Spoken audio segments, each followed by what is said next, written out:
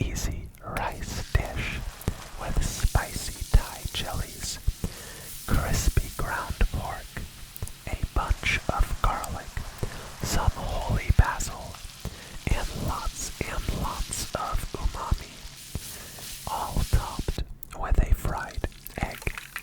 So make sure you're comfortable, put on some headphones, and let's get right into it. We start off with this Royal Tiger jasmine rice. You have to use jasmine rice if you make Thai food, you know. We are slicing the top of the packaging, and we are going to make 2.5 glasses worth of jasmine rice today. Watch the rice trickle down into the rice cooker pot. Isn't it mesmerizing? I love the way it looks and sounds. After we have our 2.5 cups of rice in the pot, we will add some water to rinse the rice. You gotta make sure to rinse the rice to get any excess starch off of it, so it doesn't get all mushy and gross. We want individual kernels. And after it's been thoroughly rinsed, I will add about a 1 to 1.2 ratio of water, 1.2 times the volume of the rice in water. Now we move on to some garlic. Luckily, since this garlic has sprouted so much, it was super easy to peel.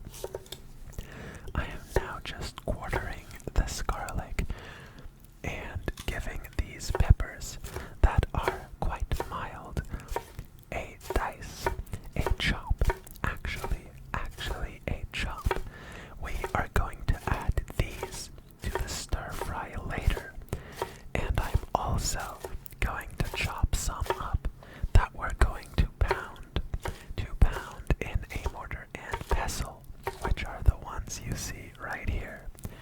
We add 2 spicy Thai chilies to the mortar and pestle, alongside our quartered garlic and our sliced peppers.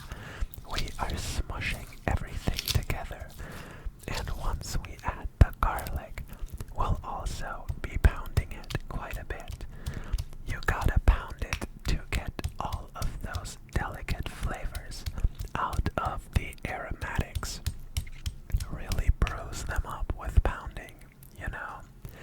Here you have the beautiful paste, and now we are heating up some oil in a wok and starting to fry our ground pork.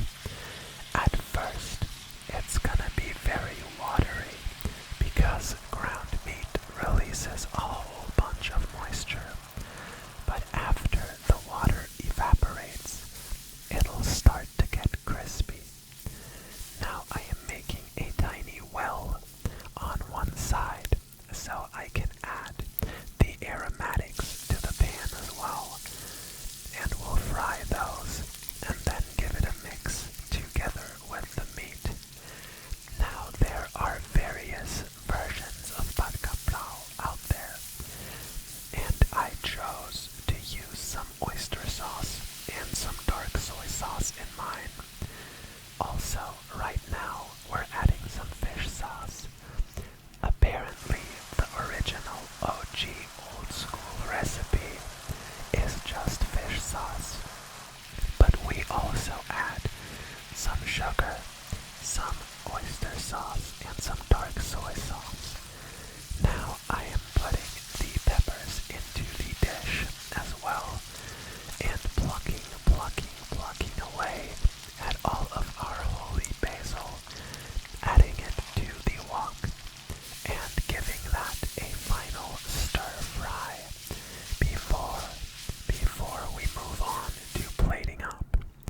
First up, we still have to fry this egg though.